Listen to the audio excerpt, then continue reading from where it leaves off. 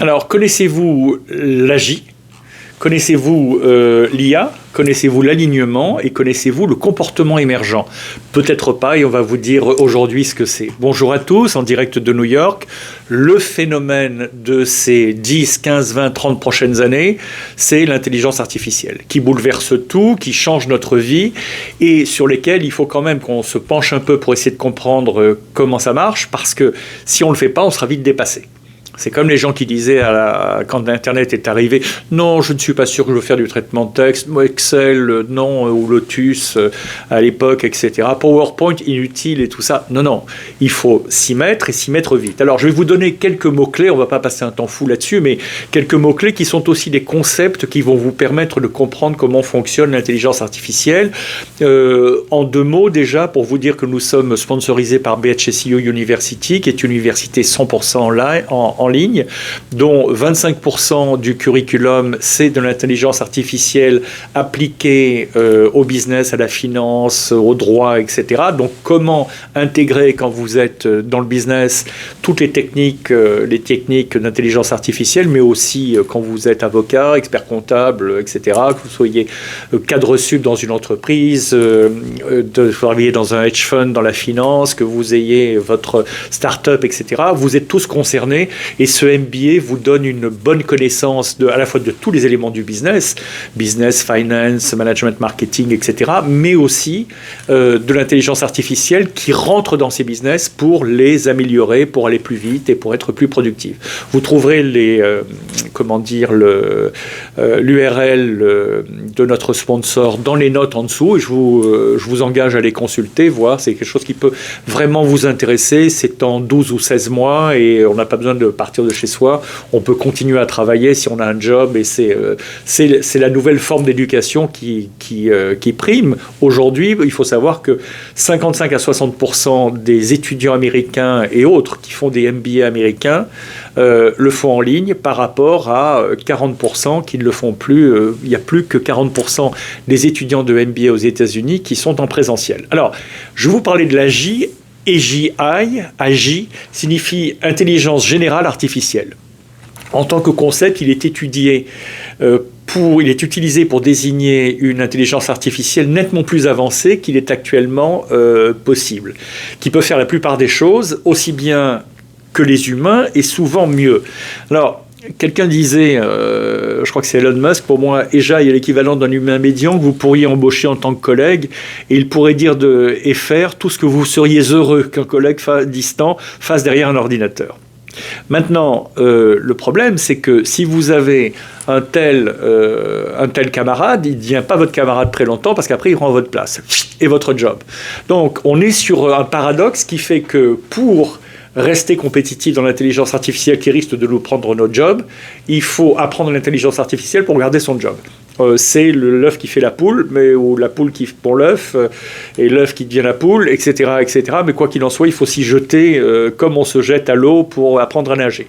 L'éthique de l'intelligence artificielle, c'est un sujet très très important puisque c'est le désir d'empêcher l'intelligence artificielle de causer des dommages immédiats, et on se concentre souvent sur des questions telles que la manière dont les systèmes d'intelligence artificielle collectent et traitent les données et les possibilités de biais aussi. C'est-à-dire que si vous dites à l'intelligence artificielle que c'est bien de faire la guerre parce que c'est en tuant un maximum de gens qu'on peut se donner un maximum de richesses, l'intelligence artificielle va vous le répéter. Si vous demandez à l'intelligence artificielle de vous dire si telle ou telle personne, tel ou tel monstre de l'histoire et du passé trouve lui des choses intéressantes, l'intelligence artificielle va dire « oui, il a tué tant de gens, etc. Mais malgré tout, il a fait ceci, il a fait des ponts, des voitures, des trains qui arrivaient à l'heure, etc. etc. » Donc, l'intelligence artificielle, elle fait ce qu'on lui dit. Et puis après, elle se développe avec la black box, c'est-à-dire elle a sa façon de générer elle-même des idées et de les mettre ensemble, qui font que s'il n'y a pas de barrière, s'il n'y a pas de contrôle, s'il n'y a pas d'autorité extérieure, gouvernementale et puissante pour surveiller ce que dit l'intelligence artificielle, on est devant un problème catastrophique. D'ailleurs, c'est les social media, les médias sociaux ont connu cette possibilité. C'est avec des gens qui disaient des choses abominables, ou mettaient des photos abominables ou des vidéos sur les médias sociaux, faisaient du bullying, c'est-à-dire du harcèlement des autres, etc. Sur les médias sociaux, on essaie de réguler, on essaie de faire attention. Des fois, on sanctionne trop, des fois, on sanctionne pas assez. Et bien, l'intelligence artificielle, c'est la même chose, puissance 10 milliards. C'est-à-dire qu'il va falloir s'y pencher très, très vite. La sécurité de l'intelligence artificielle, c'est la crainte la plus grande qu'ont les spécialistes aujourd'hui, c'est que on se demande si une intelligence artificielle super intelligente pourrait nuire ou même détruire l'humanité. Beaucoup des scientifiques le pensent. Elon Musk, qui a été à l'origine de la création de ChatGPT-4, qu'il a fait, enfin ChatGPT en général, qu'il a fait pour des raisons et que maintenant qui est possédé par Microsoft, mais qui a créé l'intelligence artificielle avec d'autres, et les gens de Google et d'autres, etc., et IBM, parle de ce véritable danger de détruire que l'intelligence artificielle détruise le monde. Donc on n'est pas simplement sur les robots qui vont nous faire du mal, on est vraiment sur un concept qui est réellement celui de l'intelligence artificielle qui modifie notre structure de société. Déjà, il y a 40 ans, on se demandait si on pouvait débrancher l'ordinateur pour pas qu'il devienne fou et dangereux. Le problème, c'est que les centrales nucléaires, les centrales à charbon, il y en a encore un peu, et puis il y en a encore beaucoup à gaz et à pétrole, et tout le système électrique est managé par les ordinateurs et l'intelligence artificielle. Donc si vous dites à l'intelligence artificielle, je me méfie de toi, donc je vais couper le courant, elle ne coupera pas le courant. Donc on est face à un problème d'une énorme importance, et c'est pour ça que je voulais vous en parler et vous familiariser avec ces problématiques dont vous avez entendu parler, mais qu'on ne souligne pas suffisamment, ni dans les médias, ni dans les organismes gouvernementaux, et pas assez dans les universités, sauf celle dont je vous parlais, HSU, il y en a d'autres. Hein.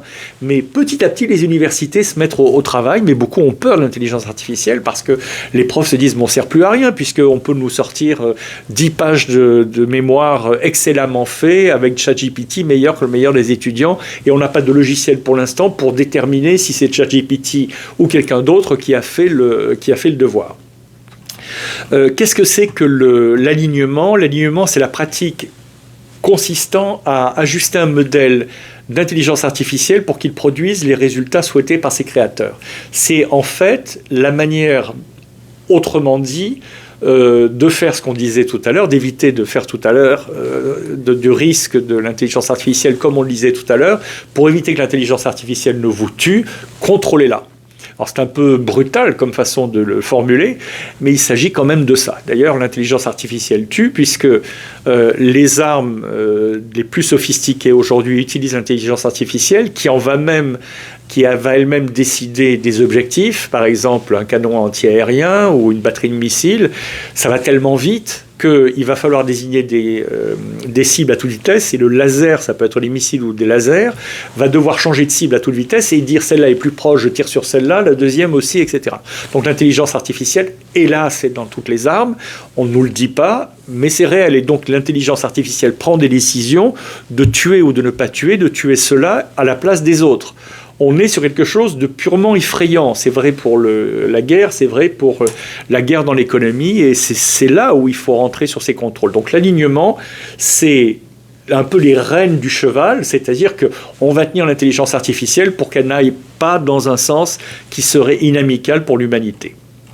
Le comportement émergent, dernière notion dont nous allons parler aujourd'hui, les autres feront l'objet d'une autre vidéo. Le comportement émergent est la manière technique de dire que certains modèles d'intelligence artificielle montrent des capacités qui n'étaient pas initialement prévues. C'est ce que je disais dans une autre vidéo. On a demandé à un ordinateur d'apprendre une langue orientale, et il l'a apprise, mais au passage, il a appris une deuxième langue orientale qu'on ne lui demandait pas. Et quand on lui a dit « mais pourquoi tu as appris la deuxième ?» « Oh, c'était à côté, je me suis dit que personne n'avait programmé qu'il apprenne l'autre langage. » Donc l'ordinateur bouge par lui-même, c'est la black box, c'est-à-dire que l'intelligence artificielle bouge d'une certaine manière qu'on ne comprend pas. Le patron de Google l'autre jour était interviewé sur une grande chaîne américaine et le journaliste très connu lui disait mais vous dites qu'on ne sait pas ce qui se passe dans la black box, c'est-à-dire un endroit de l'intelligence artificielle où on ne sait pas que ça fonctionne. Il dit c'est exactement ça. Le journaliste lui dit mais alors c'est pas effrayant? Il répond oui c'est effrayant mais le cerveau humain, est-ce qu'on sait comment ça fonctionne? Merci à tous et à bientôt pour une prochaine vidéo.